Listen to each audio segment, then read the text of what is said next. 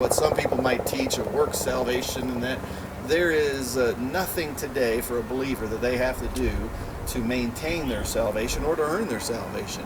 The Jew here is being spoken of, a believer in the tribulation period, needs to endure unto the end. Well, what are we talking about enduring? Well, there's a mark of the beast that's out there, and unless you take the mark, you're not going to be able to buy or sell. And if one of those people, a believer, takes the mark of the beast, or if somebody just takes the mark of the beast, then that person is basically selling their soul. So they're going to have to endure unto the end of that tribulation period. And the Bible says that they'll enter into that kingdom. All of Israel, the Bible says, will be saved ultimately. And so they need to endure unto the end of that time to be physically saved and to enter into that millennial kingdom.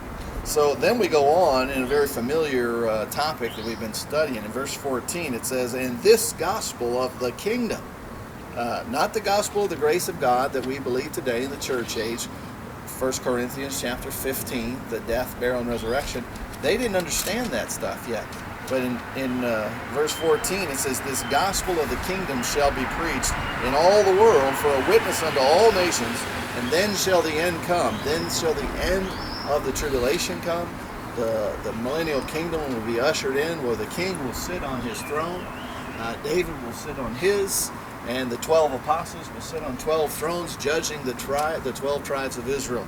But it says this gospel of the kingdom will be preached in every nation. We know from the book of Revelations that 144,000 male Jewish virgins will go out into all the world and preach the gospel of the kingdom, just like was preached in the beginning in Matthew chapter 3 and 4 and on. Not the gospel we preach today.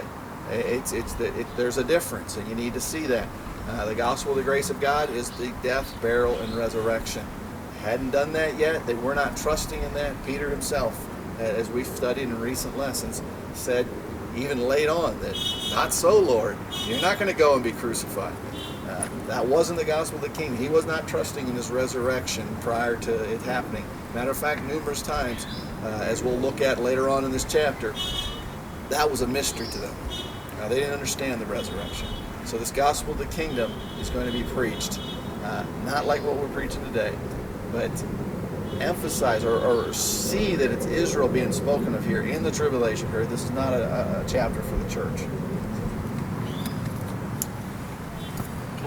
Let's see a couple of things. I think